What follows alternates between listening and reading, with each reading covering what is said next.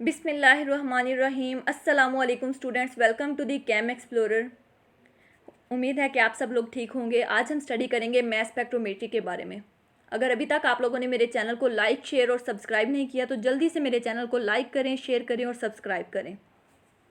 तो चलिए हम मैथ स्पेक्ट्रोमेट्री स्टार्ट करते हैं। मैथ स्पेक्ट्रोमेट्री में मैं आपको इसकी डेफिनेशन, इसका प्रिंसिपल और इसकी इंस्ट्रूमेंटेशन के बारे में बताऊँगी। सबसे पहले हम देखते हैं मैथ स्पेक्ट्रोमीटर क्या होता है। मैथ स्पेक्ट्रोमीटर हमें हमारे क्या करता है, किसी भी एलिमेंट के मैथ स्पेक्ट्रोमीटर इंस्ट्रूमेंट जो है वो किस लिए यूज़ होता है, किसी भी एलिमेंट के जो डिफरेंट आइसोटोप्स हैं उनके एग्जैक्ट मैसेज को फाइंड आउट करने के लिए हमारे पास क्या होता है, मैथ स्पेक्ट्रोमीटर यूज़ होता है। नेक्स्ट है हमारे पास mass spectrometry. Mass spectrometry technique किस लिए यूज़ होती है, इसमें क्या होता है कि जो एटम्स और मॉलिक्यूल्स हैं उनको आयंस में कन्वर्ट किया जाता है और फिर उन आयंस को हम किस पे बेस पे सेपरेट करते हैं, मास टू चार्ज रेशो बेस पे सेपरेट करते हैं। इसके प्रिंसिपल से आपको मैं समझाती हूँ कि मैथ स्पेक्ट्रोमेट्री एग्जैक्टली होता क्या है। मैथ स्पेक्ट्रोमेट्री में हमारे पास क्या होता है, सबसे पहले हमारे पास एक सैंपल है, वो लिक्विड की फॉर्म में भी हो सकता है, सॉलिड की फॉर्म में भी हो सकता है और गैसेज की फॉर्म में भी हो सकता है। उस सैंपल को हम क्या करेंगे, आयंस में कन्वर्ट करते हैं। उन सैंपल को हम क्या करते हैं, पहले आयनाइज करते हैं। जब आयनाइज करेंगे तो फिर हम उस पर क्या करते हैं, high energy beam of electrons pass करवाते हैं। जब high energy beam of electrons pass करवाएंगे तो वो आयंस क्या करेंगे, उसमें से जो पॉजिटिव आयंस है वो सेपरेट आउट होंगे। जो पॉजिटिव आयंस सेपरेट आउट होंगे वो नेक्स्ट हमारे पास जो एनालाइज़र है, एनालाइज़र तक जाएंगे। एनालाइज़र क्या करेगा, उन आयंस को डिफ्लेक्ट करेगा, उन आयंस को डिटेक्टर की तरफ डिफ्लेक्ट करेगा और फिर डिटेक्टर के ज़रिए हम उनका mass to charge ratio find out कर सकते हैं। नेक्स्ट इसमें जो सबसे पहले जो एस्टन्स है, एस्टन्स ने मैथ स्पेक्ट्रोग्राफ दिया था। एस्टन्स ने क्या किया था, मैथ स्पेक्ट्रोग्राफ में इसने सिर्फ क्या डिटरमाइन किया था, एटॉमिक मैसेज को डिटरमाइन किया था। आइसोटोप्स के जो एटॉमिक मैसेज है उनको डिटरमाइन किया था। लेकिन जो डेम्पस्टर्स मैथ स्पेक्ट्रोमीटर है, डेम्पस्टर्स ने क्या किया था, जो हमारे पास आयंस हैं या जो एटम्स या मॉलिक्यूल्स हैं इन्हें क्या किया था, आइडेंटिफाई किया था सॉलिड स्टेट में। एटम्स या जो हमारे पास सैंपल है एलिमेंट्स को आइडेंटिफाई किया था सॉलिड स्टेट में। जो सॉलिड स्टेट में हमारे पास एलिमेंट्स प्रेजेंट होते थे उनको आइडेंटिफाई किया था। नेक्स्ट हमारे पास है इसकी इंस्ट्रूमेंटेशन। इंस्ट्रूमेंटेशन की बात करें तो इंस्ट्रूमेंटेशन में सबसे पहले मैथ स्पेक्ट्रोमेट्री किस लिए यूज़ होता है, नंबर ऑफ आइसोटोप्स को डिटरमाइन करने के लिए, स्ट्रक्चर ऑफ ऑर्गेनिक कंपाउंड्स को डिटरमाइन करने के लिए और रिलेटिव एटॉमिक मैसेज और रिलेटिव अबंडेंस ऑफ आइसोटोप्स को फाइंड आउट करने के लिए मैथ स्पेक्ट्रोमेट्री यूज़ होती है। इसकी इंस्ट्रूमेंटेशन देखते हैं। इंस्ट्रूमेंटेशन डिपेंड करती है 5 मेथड्स पे, जिसमें हमारे पास नंबर 1 है vaporisation, number 2 ionisation, number 3 acceleration, number 4 analyser and number 5 detector. कितने स्टेप्स हैं, 5 स्टेप्स हैं। आयनाइजेशन कितने स्टेप्स पे डिपेंड करती है, 5 स्टेप्स पे डिपेंड करती है।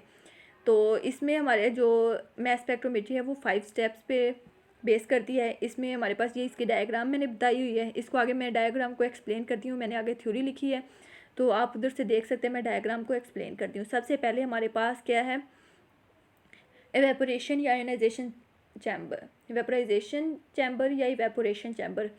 तो हम क्या करेंगे, मैंने आपको पीछे 5 स्टेप्स बताई थी जिसमें नंबर 1 पे क्या था, वेपोराइजेशन। वेपोराइजेशन में जो हम फिनोमेना वेपोराइजेशन करवाते हैं वो किस में करवाते हैं, वेपोराइजेशन चैम्बर में। किस चैम्बर में वेपोराइजेशन करवाते हैं, वेपोराइजेशन चैम्बर। तो वेपोराइजेशन में क्या होता है, हमारे पास कोई भी सैंपल है या कोई भी फॉर एग्जांपल एटम्स या मॉलिक्यूल्स हैं, हम उनको क्या करते हैं, वेपर स्टेट में कन्वर्ट करते हैं। किस स्टेट में कन्वर्ट करते हैं, सैंपल को वेपर स्टेट में कन्वर्ट करते हैं, चाहे वो सॉलिड सैंपल हो, लिक्विड सैंपल हो या गैस सैंपल हो। अब अगर हमारे पास सैंपल लिक्विड या सॉलिड वोलाटाइल है तो हम क्या करेंगे, लो प्रेशर प्रोवाइड करेंगे वेपर्स में कन्वर्ट करने के लिए। और अगर हमारे पास सैंपल जो है जो सैंपल है वो लो वोलाटाइल सॉलिड है, अगर सैंपल लो वोलाटाइल सॉलिड है तो हम फिर क्या करेंगे, उसे ओवन में हीट करेंगे। और याद रहे कि जो लो वोलाटाइल सॉलिड सैंपल है उसको इतनी हीट प्रोवाइड नहीं करने के सैंपल डिकम्पोज हो जाए, ठीक है।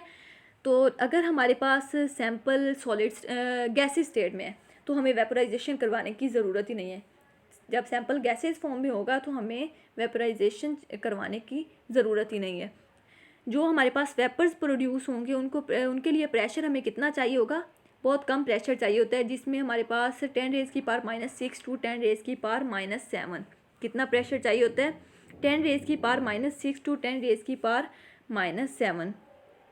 अब इवेपोरेशन के बाद हमारे पास नंबर 2 पे स्टेप कौन सा है, आयोनाइजेशन। जब हमारे पास सैंपल जो है वेपर्स में कन्वर्ट हो जाता है तो फिर हम क्या कहाँ से पास करवाते हैं, आयोनाइजेशन चैम्बर से।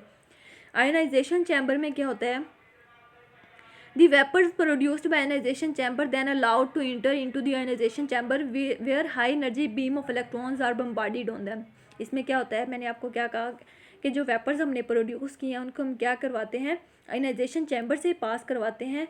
आयोनाइजेशन चैम्बर में हम क्या करते हैं, high energy beam of electrons को उन एटम्स पे थ्रो करवाते हैं। जो हमारे पास वेपर्स हैं उन वेपर्स पे high energy beam of electrons को थ्रो करवाते हैं। High energy beam of electrons क्या करेंगी, जो हमारे पास पॉजिटिव आयंस हैं उनको क्या कर देंगी, सेपरेट आउट कर देंगी। पॉजिटिव आयंस को क्या करेंगी, सेपरेट आउट कर देंगी और इलेक्ट्रॉन्स क्या करेंगी, एब्जॉर्ब कर लेंगे। These positively charged ions have different masses depends upon the nature of isotopes present in them।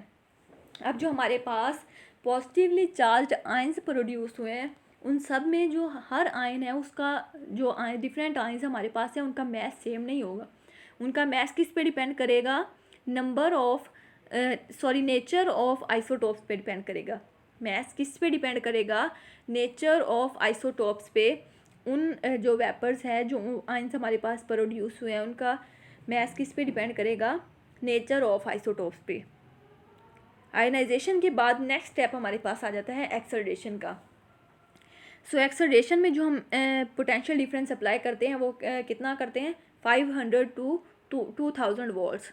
500 to 2000 volts का पोटेंशियल डिफरेंस हम अप्लाई करते हैं, जिससे क्या होता है कि पॉजिटिव आयंस जो होते हैं वो नेगेटिव आयंस की तरफ रेडली अट्रैक्ट होना शुरू हो जाते हैं और एक्सेलरेट करना शुरू कर देते हैं। तो ये थी हमारे पास एक्सेलरेशन। नेक्स्ट हमारे पास स्टेप है डिफ्लेक्शन ऑफ आयंस या एनालाइज़र। एनालाइज़र को हम क्या कहते हैं, डिफ्लेक्शन ऑफ आयंस भी कह सकते हैं।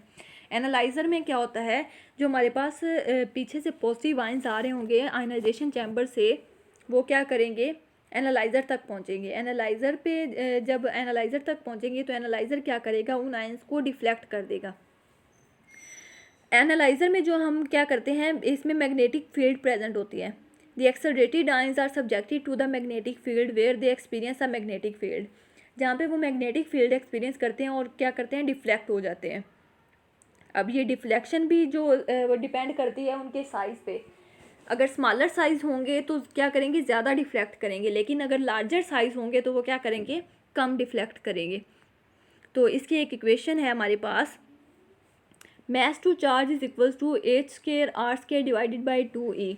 इसमें जो हमारे पास h है वो क्या है, strength of magnetic field, e हमारे पास क्या है, स्ट्रेंथ ऑफ इलेक्ट्रिक फील्ड, और r हमारे पास क्या है, रेडियस ऑफ सर्कुलर पाथ। जो मैग्नेटिक फील्ड की स्ट्रेंथ को अगर हम इंक्रीज़ करेंगे तो हमारे पास क्या होगा, आयंस का जो डिफ्लेक्ट है, स्मॉलर आयंस के जो हैं वो ज़्यादा डिफ्लेक्ट करेंगे। लेकिन अगर मैग्नेटिक फील्ड की स्ट्रेंथ कम होगी तो और लार्जर आयंस क्या करेंगे, कम डिफ्लेक्ट करेंगे। स्मॉलर आयंस क्या करेंगे, ज़्यादा डिफ्लेक्ट करेंगे। अगर मैग्नेटिक फील्ड को हम इंक्रीज़ करेंगे तो जो आयंस की डिफ्लेक्शन है वो किस पे डिपेंड करती है, मैग्नेटिक फील्ड की स्ट्रेंथ पे। मैग्नेटिक फील्ड की स्ट्रेंथ पे डिपेंड करती है आयंस की डिफ्लेक्शन। तो लास्ट पे जब आयंस डिफ्लेक्ट होंगे तो लास्ट पे हमारे पास क्या है, डिटेक्टर। तो आयंस जब डिफ्लेक्ट होंगे, आयंस पहुंचेंगे डिटेक्टर तक। डिटेक्टर को हम आयन कलेक्टर भी कहते हैं, और जो डिटेक्टर हम यूज़ कर रहे हैं मैस स्पेक्ट्रोमेट्री में वो क्या है, इलेक्ट्रोमीटर। इलेक्ट्रोमीटर को एज अ डिटेक्टर हम यूज़ कर रहे हैं, जो हमारे पास इलेक्ट्रिक करंट को प्रोड्यूस करने में भी हेल्प करता है। अब जो भी आयंस हमारे पास पीछे से जो आयनाइजेशन चैम्बर से पहले क्या था, वेपोराइजेशन चैम्बर से फिर आयनाइजेशन चैम्बर तक गए। आयनाइजेशन चैम्बर से फिर हमारे पास क्या आ गया, एनालाइज़र तक पहुंचे। एनालाइज़र ने क्या किया, आयंस को डिफ्लेक्ट किया। नेक्स्ट हमारे पास लास्ट पे क्या आ जाता है, डिटेक्टर। डिटेक्टर क्या करता है, उन आयंस को डिटेक्ट करता है। डिटेक्टर का वर्ड ही आपको समझ आ रहा होगा कि इसमें क्या है, डिटेक्ट। आयंस को क्या करेगा, डिटेक्ट करेगा। जब आयंस को डिटेक्ट करेगा और आयंस जो है वो डिटेक्टर पे गिरेंगे तो क्या होगा कि इलेक्ट्रिक करंट प्रोड्यूस होगा। जो इलेक्ट्रिक करंट हमारे पास प्रोड्यूस होगा वो हमें क्या कर देगा, definite mass to charge value देगा। स्ट्रेंथ ऑफ जो इलेक्ट्रिक करंट की स्ट्रेंथ है वो हमें उसकी बेस पे हम मेजर कर सकते हैं कि इन आयंस का कितना मास टू चार्ज रेशो होगी, इन आयंस की कितनी मास टू चार्ज रेशो होगी। ठीक हो गया। तो उम्मीद है कि आप लोगों को टॉपिक समझ आ गया होगा। अगर आप लोगों का कोई क्वेश्चन है तो आप कमेंट सेक्शन में पूछ सकते हैं। और अगर अभी तक आप लोगों ने मेरे चैनल को लाइक, शेयर और सब्सक्राइब नहीं किया तो जल्दी से मेरे चैनल को लाइक करें, शेयर करें और सब्सक्राइब करें। अल्लाह हाफिज़।